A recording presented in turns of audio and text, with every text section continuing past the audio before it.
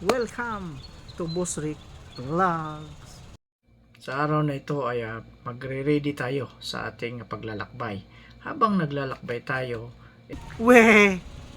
di nga, pag-uusapan natin ang mga walang kwentang bagay. Lalo na walang kwentang mga video ko, pero panoorin mo, matututo ka. Dito sa ating pagre-reels, makinig lang kayo, manood lang kayo, at ako nang bahala sa inyo. Panoorin ninyo kung ano yung mga tanawin na makikita ninyo kasi kung saan-saan tayo maglalakbay. Di nga. Pero eto yan. Ang pag-uusapan natin yan ay tungkol sa ating pagiging isang content creator. Ano ba ang ibig sabihin ng isang content creator? Madali lang mga boss. Madali lang yan. Ang ibig sabihin ng ating content creator ay gumagawa tayo ng mga content. 'Di ba? Kaya nga content creator eh. Pero makinig kayo. Bilang isang content creator, kailangan nating ipaliwanag. Dapat alam natin yung ating mga ginagawa dito sa ating pagiging content creator. Kasi yung iba napapansin ko, content creator, vlogger kagaya ko. Makikita ninyo sa aking profile, content creator, vlogger ako. Of course, kaya natin gumawa ng mga content kahit na walang kwentang content na yan, at least may content ako, 'di ba? Kaya pagtiyagaan ninyo.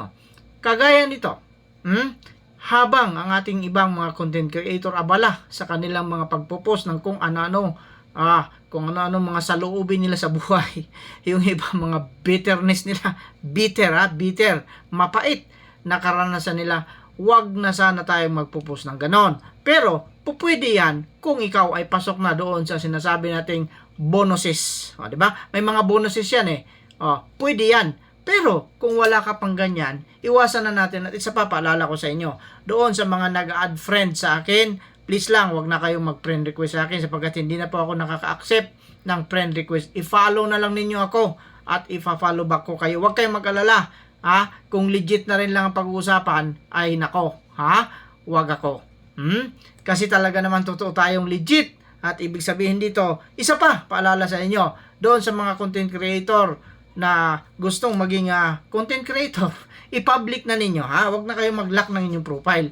O, naging content creator pa kayo kung nakalock naman ang inyong mga profile. Bakit ko nasabi ito? Sapagkat mayroon mga nag-follow sa atin na hindi ko ma-follow back ko, pero hindi ako makapag-comment ng kanilang mga videos. Paano yun? Sino lugi doon?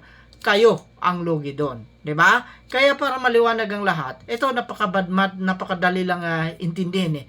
Para maliwanag ang lahat, pag isang content creator ka na, dapat public na ang iyong mga post, 'di ba? Para kahit sino pwedeng mag-comment sa iyo kung ano man ang gusto nila sabihin, basta regarding lang doon sa post na iyong ibinahagi sa lahat, 'di ba? Maraming salamat at sana mag-iingat kayo sa ating paglalakbay ngayon. Mag-enjoy lang kayo dyan. At marami pa tayong gagawing mga topic sa susunod. Sa sunod natin mga paglalakbay, marami pa tayong ikikwento. Marami pa tayong pag-uusapan ng mga walang kwentang bagay. Isa pa, paalala ko muli, doon sa mga content creator na nagsasabi ng mga count me in, iwasan na natin yan. Karamihan sa gumagawa niyan, yung may mga page, nasubukan na natin yan. Huwag na po kayong magsabi ng ganyan. Yung count me in na yan. Maraming salamat at sana nag-enjoy kayo. Inabot na tayo ng gabi sa ating paglalakbay. Mag-iingat tayong lahat. Thank you for watching. Follow for more.